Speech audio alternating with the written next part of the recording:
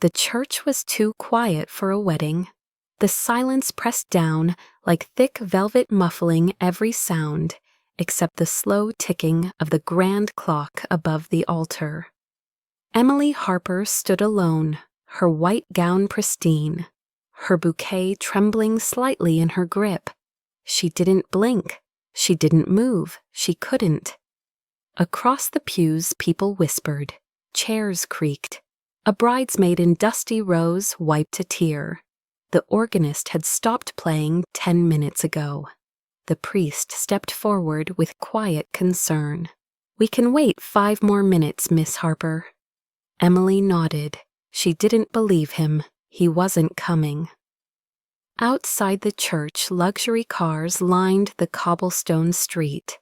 The late afternoon sun gleamed off stained glass windows and spilled color across the floor. This was supposed to be the happiest moment of her life, the perfect ceremony, the culmination of years of quiet sacrifice and loyalty. Colin Bennett, her fiancé, had always been calm, dependable. He came from a family of surgeons, the kind who owned summer houses and sent handwritten invitations. He wanted a steady wife, a wife who understood expectations. Emily had spent 3 years becoming that woman, and now as guests shuffled awkwardly in the pews and her father stared at the double doors with growing panic, she realized Colin wasn't late. He was gone. A voice broke through the thick air near the back of the church. Did something happen? He hadn't meant to speak out loud. Gareth Donovan had only stopped because of traffic. His meeting was across the street. He'd seen the wedding guests outside, the nervous laughter, the murmurs. It had made him curious. And when he stepped inside the old cathedral and saw the bride standing alone at the altar, something pulled him in. She wasn't crying. She wasn't hysterical. But her stillness said more than any breakdown could. He had seen that kind of stillness before. In the mirror. Next to him, the wedding photographer packed up her gear. Poor girl. The groom didn't show. Gareth's jaw tensed. He wasn't a romantic. He didn't believe in grand gestures or soulmates, but he believed in dignity. And right now, this woman was being stripped of hers in front of 100 people. Emily slowly turned from the altar. She met her father's eyes, then her maid of honors, then the priest's. No words were needed. The ceremony was over. She stepped down the aisle, each step shaky, but deliberate. Her heels clicked against the stone floor as she passed the pews filled with relatives, colleagues, friends who didn't know what to say. When she reached the back of the church, her bouquet slipped from her fingers and hit the floor with a soft thud. Gareth moved before he thought. He picked it up and held it out. "I think this is yours." Emily looked up startled. Her eyes were red but dry. She accepted the bouquet with numb fingers. "Thank you," she said quietly. He didn't walk away. Instead, he said something even he didn't expect. "I don't know what happened, and I won't pretend to. But if you don't want to go back to wherever you're supposed to go next, I know a place you could sit for a while." Emily blinked. She studied him. He was well-dressed, mid to late 30s, expensive watch, sharp but tired eyes. "Who are you?" He gave her a small smile. Someone who knows what it feels like to be left standing. Emily Harper had always been the kind of woman people described as sweet. She baked cookies for her students on Fridays, remembered birthdays, and still sent handwritten thank you notes. She wasn't flashy or loud. She didn't seek the spotlight. She lived in a small but cozy apartment above a bookstore on King Street and spent her Saturdays tutoring kids whose parents couldn't afford extra help. At 29, she had dreams once grad school in child psychology, maybe opening her own learning center one day. But love had asked her to be practical. Colin Bennett had been practical. A surgeon from a prestigious family with a country club membership and generations of tradition behind him. He had proposed during a fundraiser dinner and insisted she stop working overtime and put her graduate plans on hold to plan the wedding. He told her she was too stressed, that he wanted a calm home, that they had plenty of time for her career after the kids. Emily had told herself it was love, that love required compromise, that choosing a man like Colin meant safety, stability, a life free of chaos. What she hadn't seen until now, standing alone in that church, was that compromise had become surrender. Her dreams were neatly folded and packed away in the name of someone else's version of a perfect life. And when that life collapsed in front of 100 guests, she didn't even have a backup plan. Gareth Donovan, on the other hand, had never been accused of being sweet. He was known in the Charleston business circuit as decisive, ruthless when necessary, and almost mythically private. At 37, he owned several historic properties across the South, including the old Davenport Hotel, currently under renovation down the street from the church.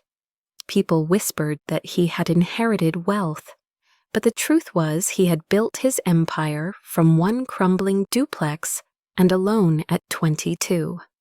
Gareth didn't smile often, he didn't socialize, he didn't date.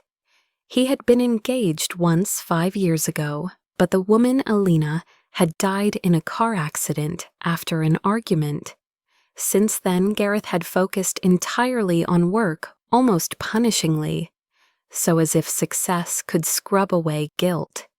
His penthouse overlooked the city skyline, clean lines, neutral colors, impeccably ordered, but no one lived there but him and his silent regrets.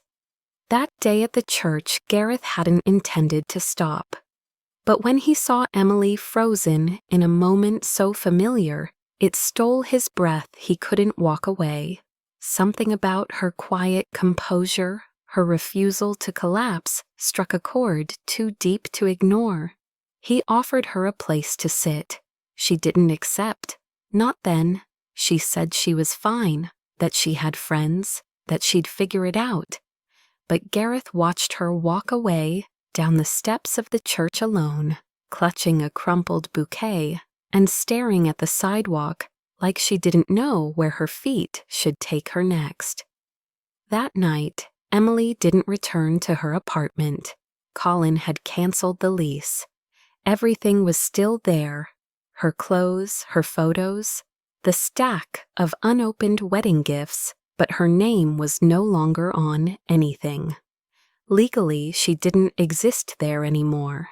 Her maid of honor, Jenna, offered a couch. Her father offered the guest room at his retirement condo, but Emily couldn't breathe in either space. She didn't want pity. She didn't want questions. She wanted a pause. 1 hour later, she stood in the lobby of the Davenport Hotel project, where Gareth was overseeing an after-hours meeting with designers. She didn't know why she went there, only that when she saw him again, she didn't have to explain. The offer to sit, she said, voice barely above a whisper. Does it still stand? Gareth looked up from a spread of floor plans. For a moment, he said nothing. Then he nodded once. I'll have the driver bring the car around. No need, she said. I walked. He didn't comment. He didn't ask why. He just closed the folder in front of him, grabbed his coat, and said, Let's go.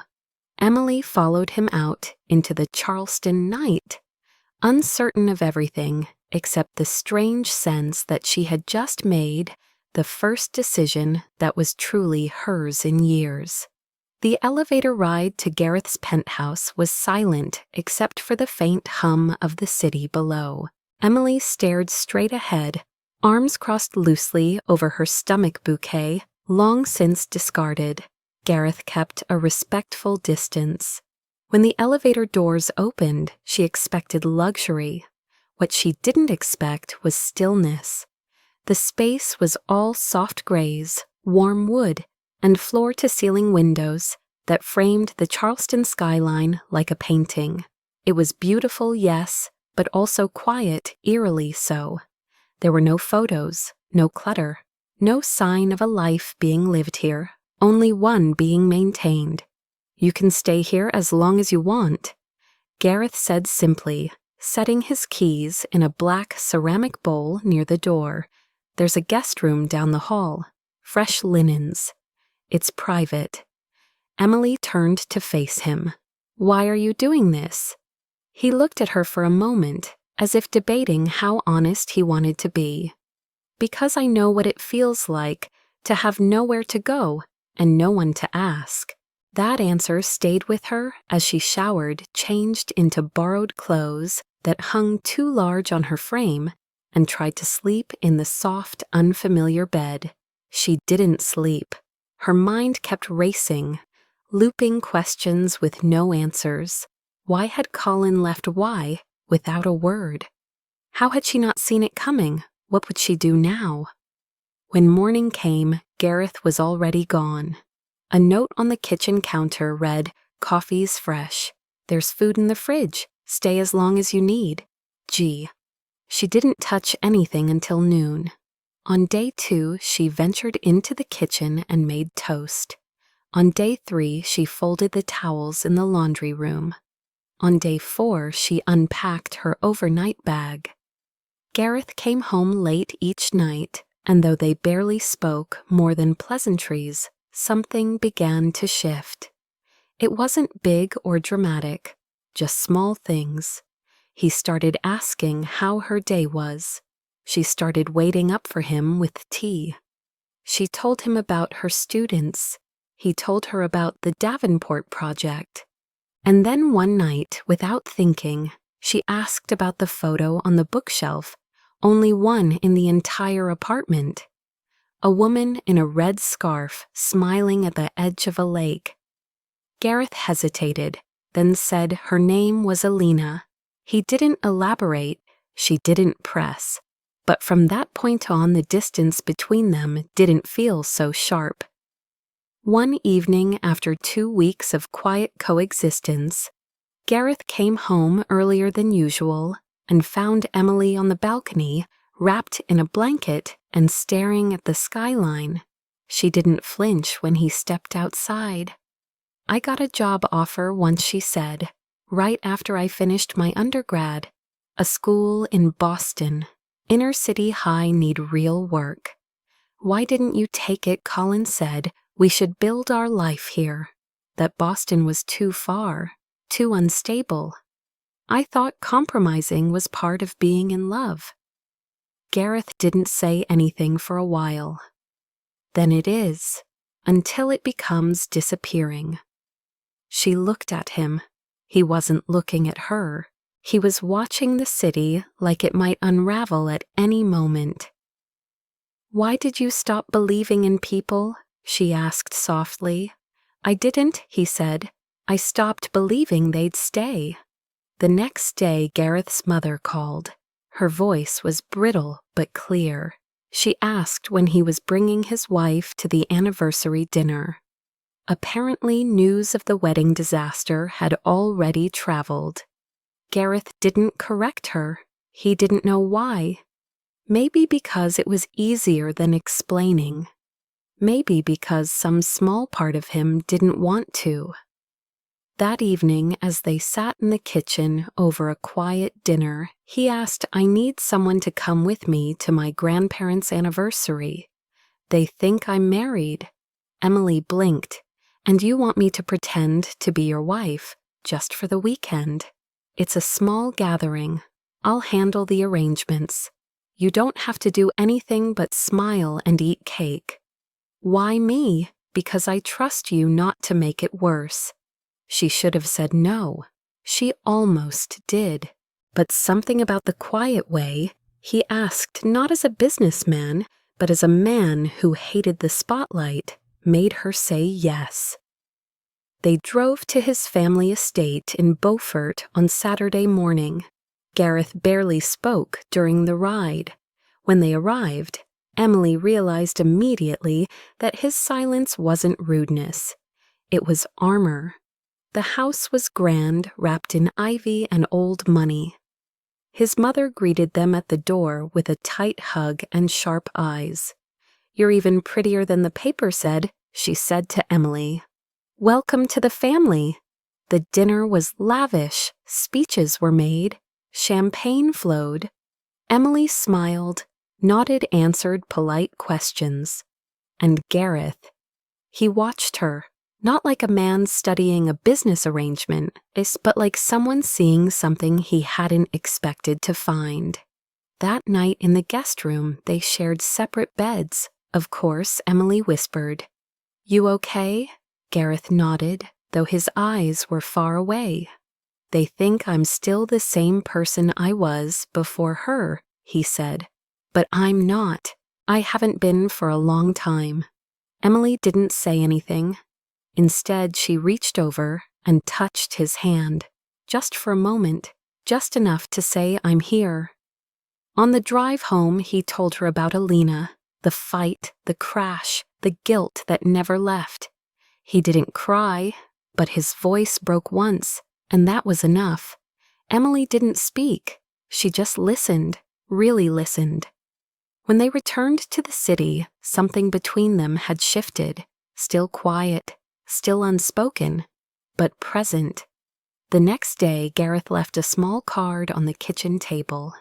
It was an invitation to the Davenport soft opening. Formal attire, +1.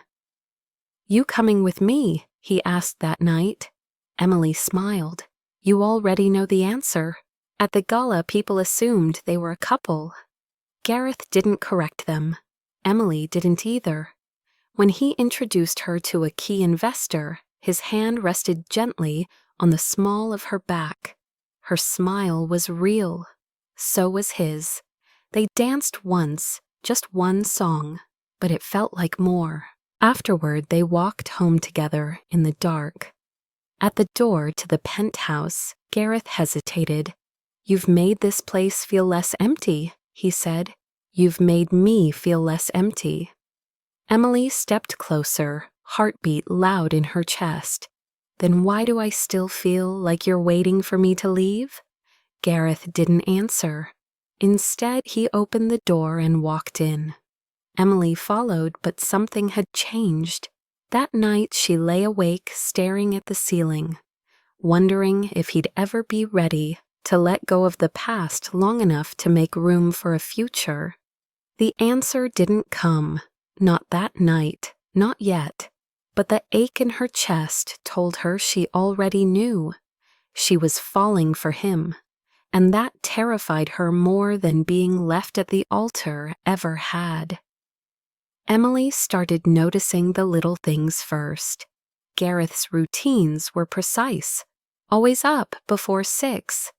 Coffee black never missed a morning run, but he'd begun to pause before leaving now, glancing toward her side of the kitchen like he half expected her to speak. And she often did. Sometimes just a good luck today, or a comment about the weather, but it felt like something deeper was happening under the surface. One afternoon, while he was away at meetings, Emily wandered the penthouse more freely. She wasn't snooping. She was trying to understand the man who had offered her sanctuary. In his study, she found rows of books perfectly aligned. Economics architecture, even poetry. On his desk sat a framed letter, not a photograph. It was dated 5 years earlier, addressed to Gareth. The handwriting was looping and feminine. She didn't read more than the first line. It was from Alina. That evening, as Gareth made dinner, yes, he cooked when he had the time. She asked softly what was she like. He didn't look up from the pan. Funny, smarter than me. She could cut through a room with one look, but she never made anyone feel small. You loved her, Emily said, not as a question. I still do, Gareth admitted, but I've also learned that love doesn't mean you stop living, it just means you carry someone differently. Emily didn't reply. She didn't need to. Her presence had already become part of his quiet rhythm. The way his voice softened when he spoke to her, the way his hand lingered an extra second when passing her something. But beneath that surface, something else stirred.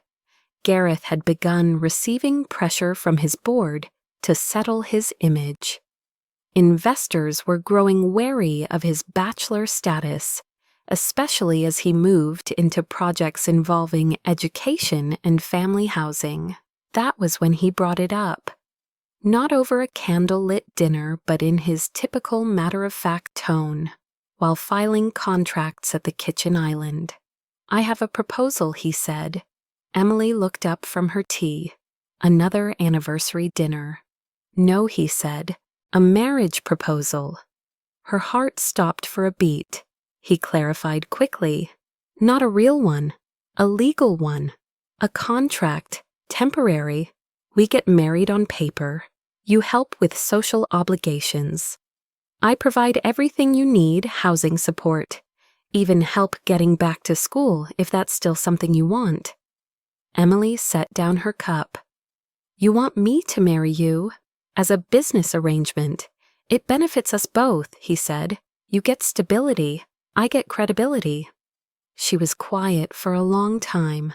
Then she asked, and feelings. What if one of us starts having them? We address it honestly, Gareth said, and if either of us wants out, we walk away. No games. Emily considered that. She had spent 3 years molding herself into someone else's version of a wife, only to be discarded. This was different. Gareth wasn't asking her to become anyone but herself. Still, it wasn't a light decision. She asked for a night to think. He agreed. That night she stood by the window, looking out at Charleston's lights. Could she do it? Could she bind herself to someone again, even in name, without risking her heart? But then she thought of Colin, of being left without a word, of Gareth's hand on hers that night in Beaufort, of the way he never rushed her, never lied, never asked her to shrink. And she thought maybe this time she'd do it for herself. The next morning she gave him her answer. I'll do it, she said, but I want to go back to school, and I want to work with kids again. That has to be part of the agreement. Gareth nodded without hesitation. Done. They were married quietly at the courthouse the following week. No guests, no white dress, just 2 signatures, 2 witnesses from Gareth's staff, and a quiet ride home. When they stepped into the penthouse afterward, Gareth turned to her. Welcome home, he said. It was the first time he'd ever called it that. Emily smiled, surprised at how warm it felt. Thanks, husband. He gave her a rare grin. Don't get used to that. She did, slowly. Over the next few weeks, their lives fell into an unexpected harmony. Emily began researching graduate programs. Gareth introduced her at events as his wife, and the words didn't sound strange. They sounded earned. One night, as she stood beside him at a charity gala, someone asked how they'd met. Gareth answered without missing a beat. She walked into my life on a day neither of us expected. I've been grateful ever since. Later that night, Emily asked him why he said that. Because it's true, he replied. You didn't just agree to help me. You reminded me what it feels like to be seen. That same week, Emily was accepted into a competitive counseling program.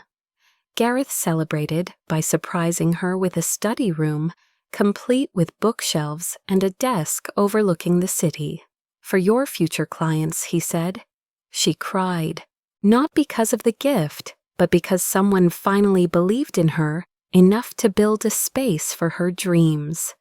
But even in that growing warmth, Emily knew something still held Gareth back. At night, he sometimes stood on the balcony alone. When she approached, he'd smile, but it never reached his eyes. One evening, she asked him directly, "Do you still feel guilty?" Gareth stared into the distance. "Every day. I told her to leave that night. I told her I needed space. I thought I was protecting myself. I didn't know I was sending her to her death." Emily stepped beside him. "You didn't cause the accident, but I caused the silence before it." "You didn't leave her," she said. "She left too soon. There's a difference." Gareth looked at her, something raw flickering behind his careful expression. He didn't reply. He just reached out and took her hand, not out of politeness, but need. That moment changed something. Their routine grew gentler, more intentional. He started staying in when she studied. She started waiting up when he worked late. They laughed more, cooked together. Once Gareth fell asleep on the couch with his head on her lap. When he woke, he didn't apologize. He just looked at her like he'd found something he didn't know he'd been missing. And Emily. She had stopped thinking of their arrangement as temporary. The penthouse felt like a home. He felt like one. One morning, Gareth caught her humming in the kitchen, dancing slightly as she stirred her coffee. "You're in a good mood," he said. "I like who I am here," she replied. "I like who you are here, too," he said, voice low. Emily turned. Their eyes met. She wanted him to close the distance, but he didn't, not yet. And that hesitation hurt more than she admitted. That night she lay awake wondering how long she could live in the in-between before her heart broke all over again. Because somewhere along the way, she'd fallen for Gareth Donovan, and she didn't think he was ready to catch her. The tension began quietly, like a crack in a window you don't notice until the cold air slips in. At first, it was just a change in Gareth's tone, sharper than usual, when he came home late one night and found Emily asleep on the couch with her textbooks open beside her. He didn't say anything cruel, just moved past her too quickly, poured himself a drink, and stood at the balcony longer than usual. The next morning he was gone, before she woke. Then came the call. Colin, her ex, the man who had vanished on their wedding day. She recognized the number immediately, her breath catching in her throat before she answered. "Emily," his voice said, too familiar, too calm. "I know I have no right to ask for anything, but can we talk? Why now?" she asked, voice flat. "Because I made a mistake," he said. "I panicked, but that doesn't mean I stopped loving you." She didn't reply, didn't hang up either. "I've been in therapy," he added. "I've been working through it. And when I heard about you and Gareth Donovan, I just need to see you. One conversation." Emily told him she'd think about it. Then she hung up and stood in the kitchen for nearly 10 minutes, the dial tone still echoing in her ears. When Gareth came home that evening, he immediately noticed something was off. "Everything okay?" he asked. Emily hesitated. Then she told him the truth. Colin called? Gareth said nothing. She waited for a reaction, even anger. Instead, he went still, unreadable. "And he wants to talk. Do you want to talk to him?" She didn't know. That was the worst part. "I don't think so, but I'm unsettled." "Then tell him no." "It's not that simple." "Actually, it is." His voice was cool, distant. She flinched. "What is this really about?" she asked. "Are you upset because he called, or because you think I'll go back to him?" I'm not upset, Gareth said. I just don't like surprises. You mean control, she said, before she could stop herself. His eyes flashed. Is that what you think this is? Sometimes I don't know what this is. Gareth, she snapped, her voice rising. We're married, but we're not married. We live together, but we never talk about the future. You say I've changed your life, but you won't let me all the way in. And now when I'm confused and trying to be honest, you shut down. Silence stretched between them. Then Gareth stepped back. Maybe this arrangement has run its course. The words hit her like a slap. Emily stared at him, her throat burning. So that's it, I'll make sure you're taken care of. The apartment, your tuition. Don't she cut him off. Don't make this clean. Nothing about us has been clean and you know it. Then what do you want from me? He asked, voice low and tight. The truth, she said. Not the polished version, not the safe distance, the real truth. Gareth's jaw clenched. The truth is, I don't know how to be what you want. And what is it you think I want? Someone who isn't haunted. Someone who can love you without guilt sitting on his chest every night. She looked at him, then really looked and realized he wasn't cold. He was afraid, terrified, not of her, but of what she made him feel. You know what scares me, she said, that I've built a home with someone who still thinks of me as temporary. Gareth's expression didn't change, but something in his shoulders tightened. Maybe it's better if you take some space. You mean leave, call it what you want. She didn't cry, not then, not when she packed a small bag or when she texted Jenna and asked if the couch was still free. Not even when she looked at Gareth one last time and saw that he couldn't meet her eyes. But she cried in the elevator, quiet, silent sobs that broke open the ache she had kept, tucked neatly behind purpose and patience. And Gareth. He stood alone in the penthouse, every light still on, and listened to the echo of her footsteps fade away. For days the apartment felt colder. He worked longer hours, ate less, slept in his study. Her tea mug sat untouched in the sink. The blanket she liked was still draped over the couch. The ghost of her was everywhere, and Gareth began to realize what he had truly lost. She hadn't needed him. She had chosen him, and he had pushed her away. On the fourth day, his mother called. Where's Emily? She's not here. You let her go. Gareth didn't answer. You know what your problem is, she said. You think grief is a prison, but it's not. It's a door. You either walk through it or you lock yourself inside. And let me tell you, son, that girl was the first light I've seen in your eyes in 5 years. After the call, Gareth sat alone in his office. He reread the letter from Alina. Then he picked up a pen and began to write. Not a legal document, not a business proposal, a letter, 1 page, simple, honest. The next morning, Emily received it at Jenna's apartment. She didn't open it at first. She stared at the envelope for hours. Then she finally read it. In Gareth's handwriting, it said, "You were never temporary." I was. Temporary in how I showed up. Temporary in how I let you see me. But not in how I felt. That was the most permanent thing I've ever known. I'm sorry I left before you had the chance to. I'm sorry I thought protecting myself mattered more than choosing you. I need to say this without contracts, without rooms full of people watching. I love you, and I'll be waiting wherever you need me, to wait until you decide if you want to come home. Emily folded the letter. Her hands trembled. Then she picked up her keys and drove. The road to Asheville stretched long and quiet ahead of her, winding through the Carolina countryside under a sky that couldn't decide if it wanted to rain or shine.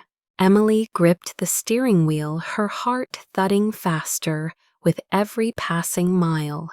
She had no plan, no speech, just the letter in her bag and the ache in her chest that told her she couldn't keep running from the one person who made her feel like more than just someone who'd been left behind. The cabin came into view just before dusk. Tucked between tall trees, it looked nothing like Gareth's sleek penthouse. This place was all wood and stone, rustic and unpolished, like it belonged to someone who needed silence more than convenience. She parked slowly, turned off the engine, and sat for a moment, palms sweating. Then she stepped out. The air was crisp cooler up here and smelled of pine. She knocked twice. No answer. Her heart sank for a moment, then the door opened. Gareth stood there barefoot in a plain t-shirt and jeans, eyes wide with something between surprise and hope. Neither of them spoke right away. Then she said, voice steady, despite the storm inside her, "I got your letter." He nodded once. "I meant every word." "I know." And she reached into her bag and pulled out a folded piece of paper. "I wrote back, but I didn't want to send it. I wanted to read it." He stepped aside without a word, letting her in.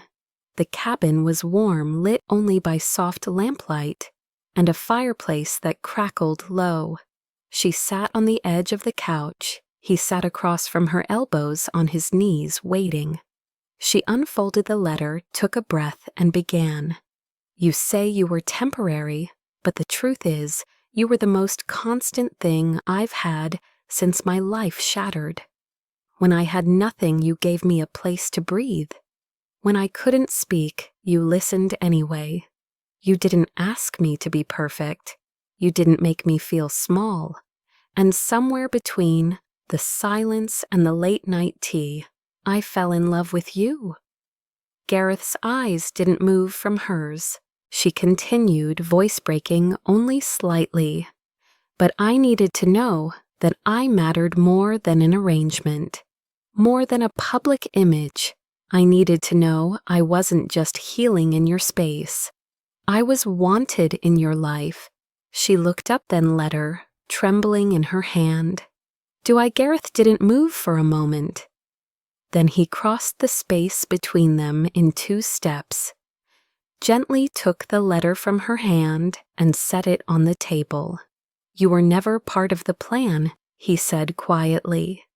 "But the plan stopped mattering the moment I realized. I looked forward to your laugh more than any meeting that I left the lights on every night. Just to know you made it home, that I started seeing this place as ours, even if we never said it out loud." He knelt in front of her, then his voice steady. "I love you, not because you needed me, but because you didn't pretend. You didn't try to fix me. You just stayed." Emily blinked, fast tears gathering. "I stayed because I didn't want to go. I left because I thought you'd already chosen to. I didn't choose to push you away," he said. "I just didn't know how to believe I was allowed to be happy again. But I do now, if you'll let me try." She didn't hesitate. She leaned forward and kissed him softly. At first, then deeper, as if sealing every unsaid thing between them. When they finally pulled apart, he rested his forehead against hers. "Come home," he whispered. "You're my home," she said. They spent the night in quiet closeness, not needing to fill the air with promises or explanations. Just skin against skin, heartbeat against heartbeat, the ache of 2 people who had stopped pretending they were only helping each other survive. The next morning, Gareth cooked breakfast, burning the toast twice. Emily laughed for the first time in days. They sat on the porch steps, coffee mugs warm in their hands, watching the sun rise through the misty trees. "Do you think we're crazy?" Emily asked, For what? For going from strangers to this? No, he said. I think crazy would have been letting you walk away without trying to stop you. They returned to Charleston the following week, this time together. Emily re-enrolled in graduate school, determined to finish what she started. She also began volunteering at a local youth center, helping girls navigate heartbreak identity and rebuilding. She didn't want to just heal. She wanted to help others do the same. Gareth made changes too. He appointed a co-director to the Donovan Group, stepped back from day-to-day operations, and began mentoring young entrepreneurs instead. He sold the penthouse, Too Many Ghosts. Instead, they bought a brownstone together, warm light, plants on the balcony, books in every room. Emily called it a house with corners for dreams. Gareth called it hers before he ever called it his.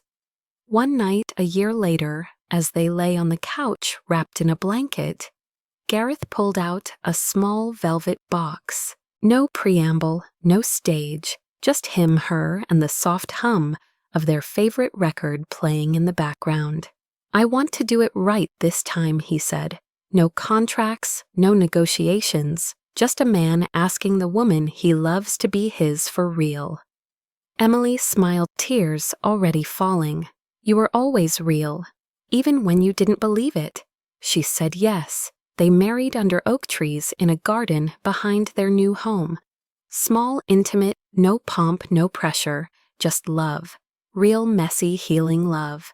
When the ceremony ended, Gareth leaned in and whispered, I didn't need a wife for image. I needed someone who reminded me I still had a heart. Emily whispered back, and I didn't need a husband. I needed a home, and I found one in you. As they walked back down the garden path, hands entwined, neither of them felt like they were finishing something. They felt like they were finally beginning. A year passed, not in grand leaps, but in quiet moments in coffee, shared before dawn, in books left open on the kitchen table, in laundry, folded together with soft laughter and tired eyes. Emily's counseling practice slowly took shape. She rented a small office above the bookstore where she used to live, the same building where once she had stood alone, wondering what her life would become. Now her name was on the door. Inside, women of all ages sat across from her telling their stories. Some had been left, some had walked away, and some had never found the words to begin again. Emily didn't have all the answers, but she had the truth. She had lived through the silence, the doubt, the ache of being almost chosen, and then finally, the joy of being loved completely. Gareth visited once, bringing coffee during a late-night session. He never stayed long. He understood that this space was hers. But every time he left, he said the same thing, proud of you. And Emily always smiled, not because she needed his pride, but because she knew it came from a man who once didn't know how to love, and now chose it every single day. At home, life was imperfect, but theirs. Gareth still burned the toast at least once a week. Emily still forgot to water the plants. They argued about movie choices, overused the same 3 mugs, and always ran out of milk. But there was a rhythm to it now, a music they had written together, forged through pain and patience, and the bold decision to stay. Sometimes they revisited the letter, not often, just enough to remember what it had cost them to arrive here. Emily kept it in a box beneath their bed, along with a photo from their garden wedding and the first key Gareth had ever given her. One night, as they lay under the soft glow of the reading lamp, Gareth turned to her and said, "Do you ever think about that day in the church?" Emily didn't need to ask which day. "All the time," she said. "Do you regret any of it?" She thought for a moment. No, because if he hadn't left me at the altar, I never would have found my way to you. Gareth took her hand, kissed her palm, then held it against his chest. You didn't just find me, you built me again. She leaned into him, resting her head on his shoulder. You gave me space to become myself again. That's what love is supposed to do. Outside the world moved on, cars passed, seasons changed, but inside their little corner of Charleston, two people who had once stood shattered in their separate stories now stood together, not perfect, not finished, but whole. And that was enough. The journey from pain to love isn't paved in certainty. It is built moment by moment, word by word, choice by choice. Sometimes love walks in when everything else walks out. Sometimes it begins with a stranger holding your broken bouquet. And sometimes it sounds like a quiet voice saying, I need a woman. You need a home.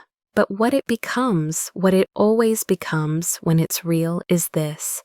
I choose you, not because I need saving, not because I'm afraid to be alone, but because in you I found the place I belong. You were not the plan, you were the answer, and I will spend every day proving that I was not your rescue, I was your return.